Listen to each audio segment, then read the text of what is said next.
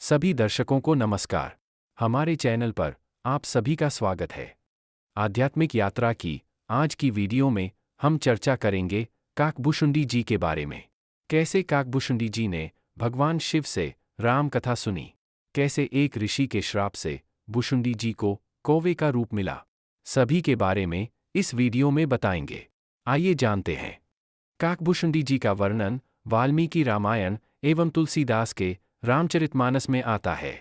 इनके बारे में पहला वर्णन मिलता है जब देवी पार्वती ने महादेव से श्रीराम की कथा सुनाने का अनुरोध किया था। माता के अनुरोध पर भगवान शिव उन्हें एकांत में ले गए और राम कथा विस्तार से सुनाने लगे। देवताओं के लिए भी दुर्लभ उस कथा को वहां बैठे एक कौवे ने सुन लिया। भगवान शिव द्वारा कथा सुनाए जाने पर उसे श्रीराम के सभी रहस्यों सहित पूर्ण कथा का ज्ञान हो गया। वही कौवा आगे चलकर काकभूषुंडी के रूप में जन्मा। काकभूषुंडी राम भक्त थे और श्रीराम की भक्ति के अलावा उनका कोई अन्य कार्य न था। वे नित्य वृक्ष के नीचे रामकथा का वाचन करते थे, जिसे सुनने के लिए दूर दूर से ऋषि मुनि आते थे। उनकी कथा में वो आकर्षण था कि एक बार स्वयं महादेव उनकी कथा सुनने आए। काकभूषुंडी जी के मुख से राम कथा सुनकर महादेव अत्यंत प्रसन्न हुए और उन्हें इच्छा मृत्यु का वरदान दिया, ताकि वे युगों युगों तक राम कथा का वाचन करते रहें। जो महान कथा स्वयं महादेव के मुख से निकली हो, उसे स्वयं महादेव को सुनाने का सौभाग्य केवल काकभूषुंडी जी को प्राप्त है। श्रीराम के जन्म से एक कल्प पहले काकभूषुंडी जी का जन्म अयोध्या में ही एक शूद्र जाति में हुआ। ये महादेव के अनन्य भक्त थे और उसी भक्ति के अभिमान में वे अन्य देवताओं की निंदा करते थे। एक बार ये उज्जैन गए और एक ब्राह्मण की सेवा कर अपना जीवन बिताने लगे। वे ब्राह्मण भी महादेव के अनन्य भक्त थे, किंतु भूलकर भी वे नारायण की निंदा नहीं करते थे। उन्हीं के समक्ष एक बार काकभूषुंडी जी ने भगवान शिव की तुलना नारायण से करते हुए भगवान विष्णु की निंदा की। श्री हरि की निंदा सुनकर महादेव अत्यंत क्रोधित हुए और उन्होंने आकाशवाणी द्वारा काकभूषुंडी को धिक्कारते हुए कहा, रे अधम, तू स्वयं को मेरा भक्त कहता है, पर तुझे ये भी ज्ञात नहीं कि हरि और हर में कोई भेद नहीं। तूने नारायण की निंदा करके मेरी भक्ति को कलंकित किया है।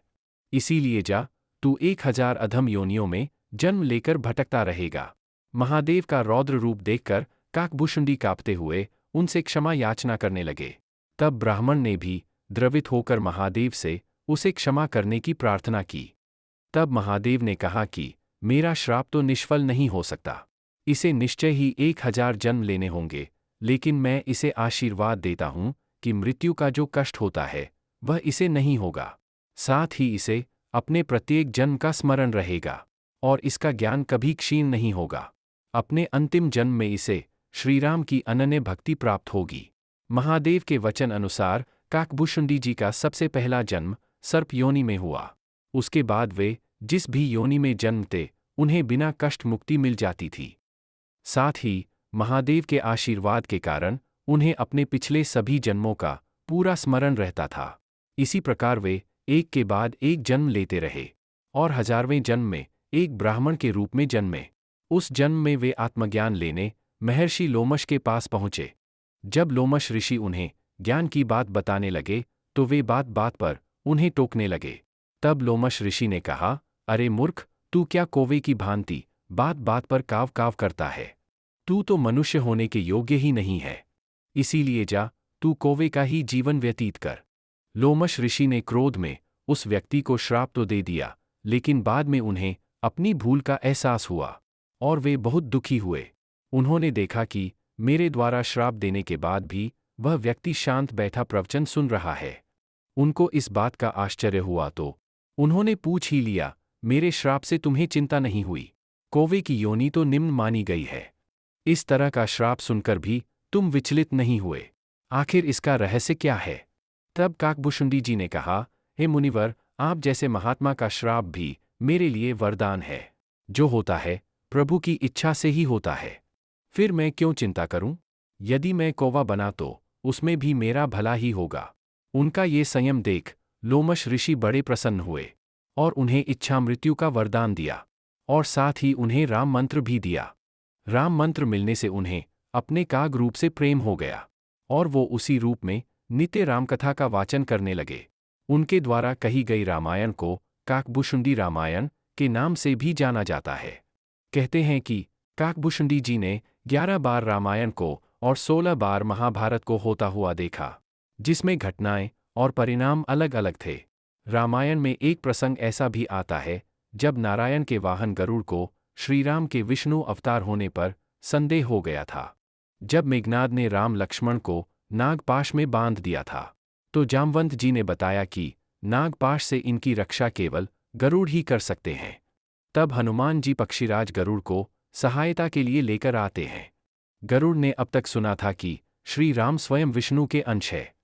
श्री राम और लक्ष्मण को साधारण मानव की भांति नागपाश में बंधा देखकर गरुड़ को आश्चर्य हुआ कि श्री राम विष्णु का अवतार होकर भी इस नागपाश में कैसे बंध सकते हैं।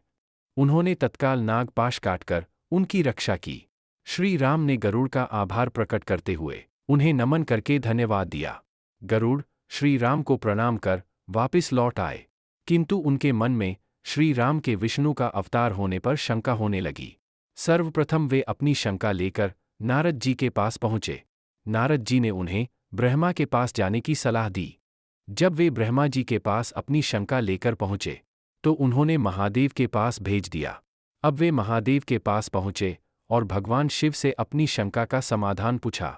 महादेव ने कहा, श्री राम पर संदेह करना स्वयं विष्णु पर संदेह करना है। तुम पृथ्वी पर जाकर मेरे भक्त काकभुशुंडी से मिलो, वह अवश्य ही तुम्हारे संदेह का निवारण करेगा। ये सुनकर गरुड़ पृथ्वी पर काकभुशुंडी के समक्ष पहुँचे, जहाँ वे राम कथा का वाचन कर रहे थे। कथा पूर्ण होने पर काकभुशुंडी ने गरुड़ का स्वागत करते हुए कहा, कितने सौभाग्य की बात है, मेरे प्रभु नारायण के सेवक महाबली गरुड़ मेरी कुटिया में आए हैं। कहिए, मैं किस प्रकार आपकी सहायता कर सकता हूँ। तब गरुड़ ने उन्हें अपना संदेह बताया, जिसे सुनकर काकभुशुंडी ने कहा, पक्षीराज सावधान होकर सुनिए। मैं आपको श्रीराम का वो रहस्य बताता हूँ जिसे स्वयं महादेव ने देवी पार्वती को बताया था, और मैंने उस ज्ञान को सुना था। श्रीराम निसंदेह श्रीहरि के ही अंश हैं। लंकापति रावण के अत्याचारों के भार से पृथ्वी त्रस्त थी, उसी के वध के लिए विष्णु ने 7वें अवतार के रूप में जन्म लिया। श्री राम विष्णु की भांति केवल संकल्प से ही रावण का वध कर सकते हैं, लेकिन वे सांसारिक मर्यादाओं में रहकर एक साधारण मानव की लीला कर रहे हैं। यही कारण है कि श्री राम मानव के सर्वाधिक निकट और उनके लिए एक आदर्श है। हे गरुड़, जो आपने उन्हें युद्ध में अचेत देखा, यह उन्हीं की लीला है। बिना उनकी इच्छा के उन्हें कोई भी मूर्छित नहीं कर सकता। जहाँ तक लक्ष्मण की बात है, वे भी शेषनाग के ही अवतार है। वे भगवान विष्णु के भक्त हैं और उनकी लीला का अनुसरण कर रहे हैं। इस प्रकार श्रीराम का रहस्य जानकर और काकभुशुंडी द्वारा समझाए जाने पर गरुड़ का भ्रम दूर हुआ। उन्हें अपनी गलती का एहसास हो गया और उन्होंने मन ही मन श्री राम से क्षमा मांगी। कहते हैं कि काकभुशुंडी जी भूतकाल और भविष्य में कहीं भी आ जा सकते हैं। आशा है हमारे द्वारा दी गई जानकारी आपको पसंद आई होगी। ऐसी ही धार्मिक और आध्यात्मिक कथाओं को सुनते रहने के लिए हमारे चैनल को सब्सक्राइब करें। हमारी वीडियो को लाइक और शेयर ज़रूर करें। वीडियो के नीचे कमेंट ज़रूर करें। जय श्री राम।